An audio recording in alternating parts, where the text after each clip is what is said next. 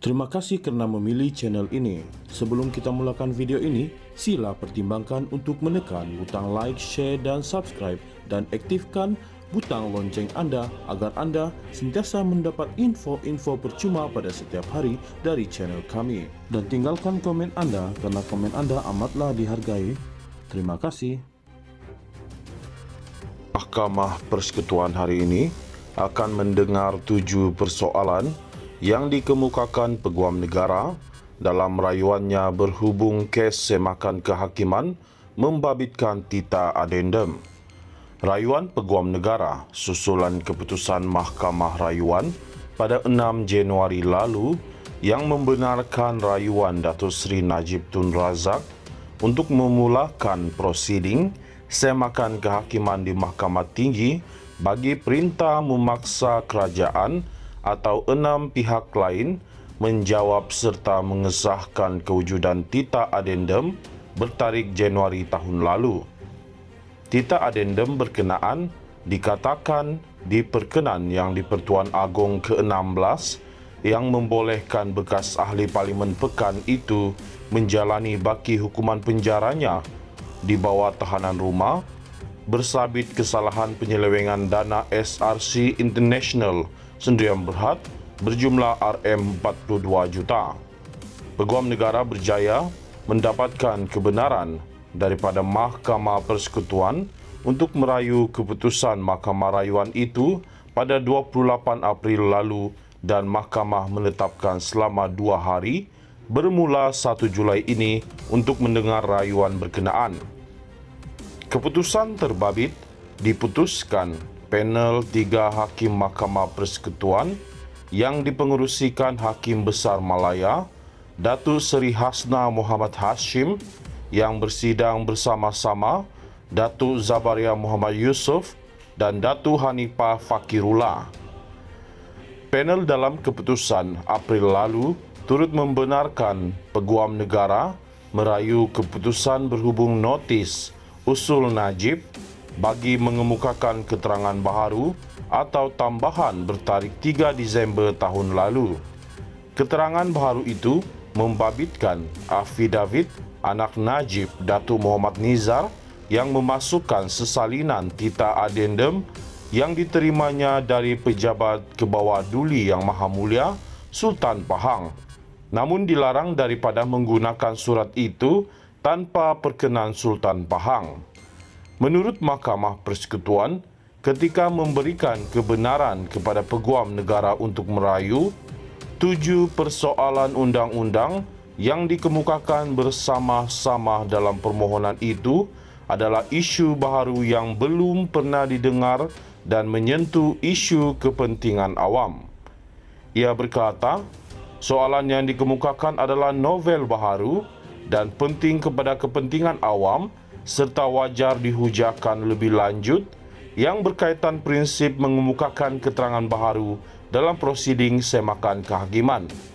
Persoalan itu juga peranan Peguam Negara dalam prosiding semakan kehakiman, iaitu sama ada beliau mempunyai kewajipan mengesahkan dan mengemukakan dokumen yang dipertikai dan sama ada beliau perlu mempertahankan atau mengesahkan keterangan di peringkat awal prosiding semakan kehakiman.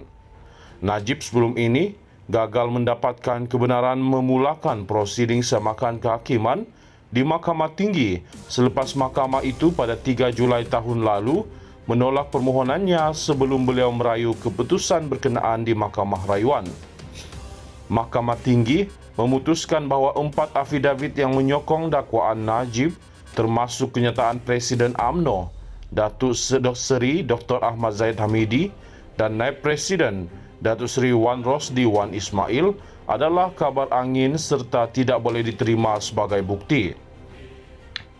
Dalam semakan kehakiman itu, Najib Razak menamakan Menteri Dalam Negeri, Komisioner Jeneral Penjara, Peguam Negara, Lembaga Pengampunan bagi Wilayah Persekutuan Kuala Lumpur, Labuan dan Putrajaya, Menteri di Jabatan Perdana Menteri, JPM, Undang-Undang dan Reformasi Institusi, Ketua Pengarah Bahagian Hal Ehwal Undang-Undang di JPM serta Kerajaan Malaysia sebagai responden.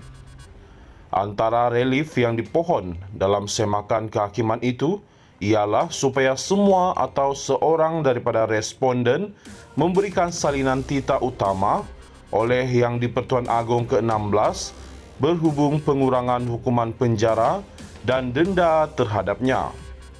Najib Razak juga memohon perintah jika tita itu wujud, semua responden atau seorang daripada mereka perlu melaksanakannya dengan memindahkan beliau dari penjara Kajang ke kediamannya di Kuala Lumpur serta-merta untuk menjalani baki hukuman penjara di rumah.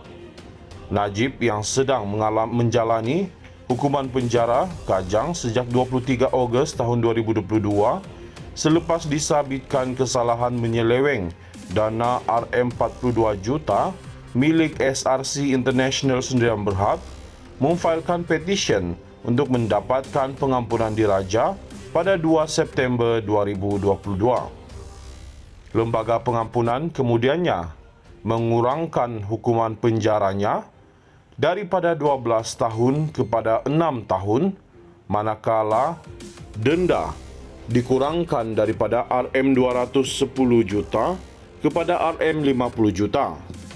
Sementara itu, pada hari yang sama, Hakim Mahkamah Tinggi Keh Muniandi akan memutuskan permohonan Peguam Negara supaya bekas ahli Majlis Tertinggi MT UMNO Isham Jalil dikenakan tindakan sama ada di penjara atau didenda kerana menghina mahkamah. Pada 4 Mac tahun lalu, mahkamah membenarkan permohonan Peguam Negara untuk memulakan prosiding komital terhadap Isham Jalil berhubung kenyataan mengenai perbicaraan dan rayuan Datuk Seri Najib Razak. Pada hujahan 30 Mei tahun lalu, Timbalan Pendakwa Raya Muhammad Mustafa P.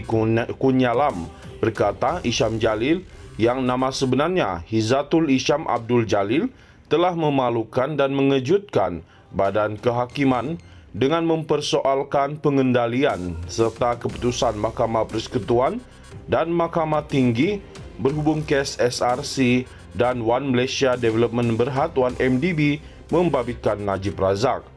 Beliau berkata, tindakan Isham telah menyebabkan campur tangan dalam pentadbiran keadilan dan merupakan penghinaan serius terhadap mahkamah dan oleh sebab itu beliau meminta mahkamah menjatuhkan hukuman denda atau penjara terhadap Isham Jalil.